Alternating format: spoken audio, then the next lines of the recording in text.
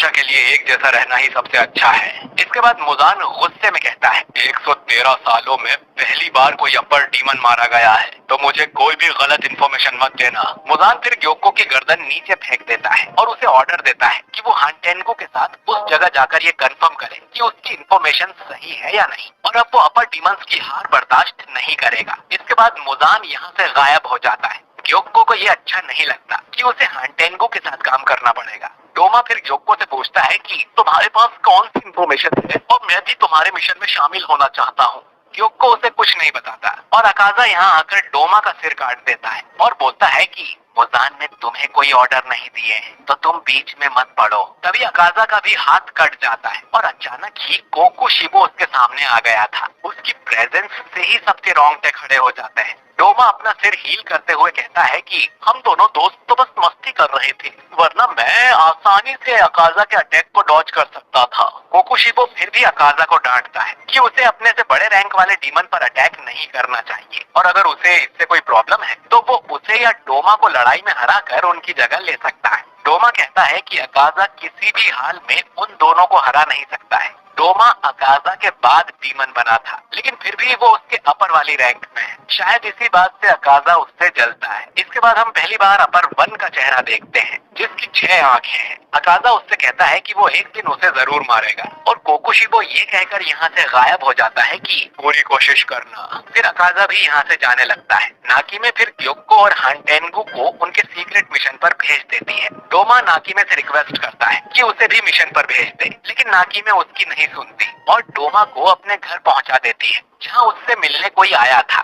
इसके बाद हम हानाफुदा इयररिंग्स पहने एक डीमन स्लेयर को देखते हैं। ये और कोई नहीं बल्कि योरिची है, जिसकी झलक हमने पिछले सीजन में भी देखी थी। योरिची की गोद में एक बच्चा सो रहा था, जिसका फादर योरिची के लिए चाय लेकर आता है। इस आदमी का नाम सुमियोशी है और ये काफी हद तक तांजीरो की तरह दिखता है। खैर, सुमियोशी योरिची को थैंक यू बोलता है उसकी और उसकी वाइफ की जान बचाने के लिए। योरिची अब यहाँ से जाने को बोलता है क्योंकि वो उन पर बोझ नहीं बनना चाहता। सुमियोशी डीमन स्लेयर से उसका नाम पूछता है और कहता है कि वो उसके बारे में अपनी आने वाली पीढ़ी को जरूर बताएगा, क्योंकि योरिची का कोई वंशज नहीं था। योरिची कहता है कि उसकी जरूरत नहीं है, वो कोई खास आदमी नहीं है, वो उस चीज को ही प्रोटेक्ट नहीं कर पाया जो उसके लिए खास थी। मेरा नाम मेरी जिंदगी की तरह ही बेकार है। और तभी तांजीरो की आंख खुल जाती है। उसकी आंखों में आंसू थे और ये सब एक सपना था। तांजीरो सोचता है कि मैं कहाँ हूँ। कानाओ तांजीरो को होश में देखकर बहुत खुश हो जाती है और उसके हाथ से फूलों का गुलदस्ता छूट जाता है। कानाओ बताती है कि तांजीरो 2 महीने से कोमा में था और उस लड़ाई के बाद वो अब जागा है। इसके बाद हम गोतो नाम के एक आदमी को देखते हैं, जो कि एक काकोशी है, यानी क्लीनिंग क्रू का मेंबर है।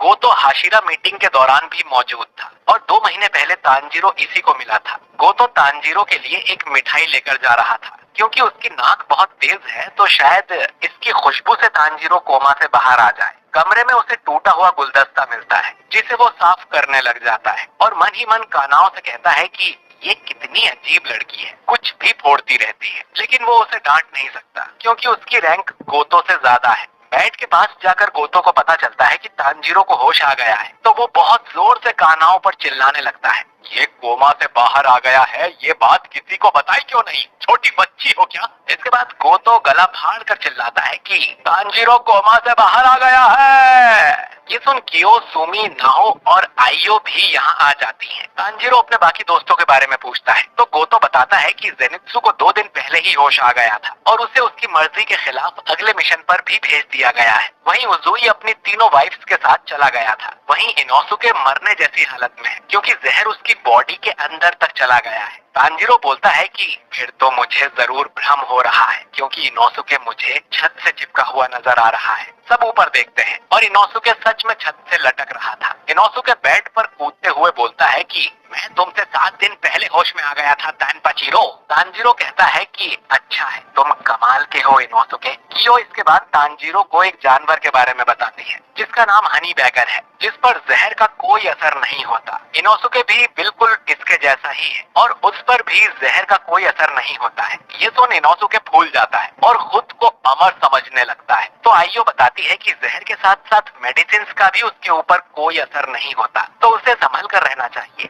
इनोसुके फिर गोतो से लड़ाई करने लगता है। कानाओ चिल्लाकर सबको शांत कराती है क्योंकि तांजीरो सो गया था। उसी रात हम तमायो की बिल्ली को देखते हैं जो कि तांजीरो की हालत देखने आई थी। करीब एक हफ्ते के बाद तांजीरो चलने की हालत में आ जाता है। इनोसुके भी पूरी तरह ठीक होकर अगले मिशन के लिए निकल पड़ता है। वहीं जेनित्सु ने अपने साथी डीमन स्लेयर्स की नाक में दम कर रखा था और वो घर जाने के लिए रोता रहता था। वहीं तांजीरो भी अब धीरे धीरे ठीक होने लगा था। वो पूछता है कि मेरी नई कटाना अब तक बनकर आई या नहीं, क्योंकि पिछली बार उसकी कटाना बैटल में खराब हो गई थी। तब उसे पता चलता है कि हेगेनेजुका ने उसके लिए गालियां भरे लेटर्स लिखे हैं और नई तलवार बनाने से साफ साफ मना कर दिया है।